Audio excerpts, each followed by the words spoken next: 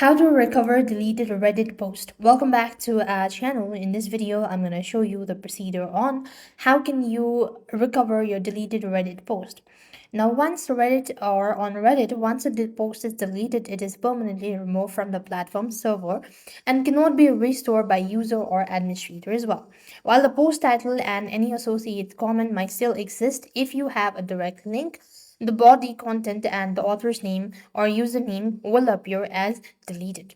So what you could do is you could simply go ahead and view these as there is no way you could go ahead and recover it. This is due to the security concern. And likewise, this tool specializes in showing content removing by moderators as well.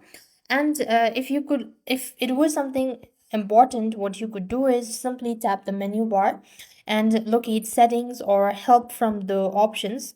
Over here, you could just go ahead and look for help, and you could simply go ahead and submit a request, and you could just go ahead and request for a data that should be able to help. But as of now, there is no such thing that has happened, or you'll not be able to recover deleted post on Reddit. So with that, we've completed our steps. Thank you for watching. See you in the next video.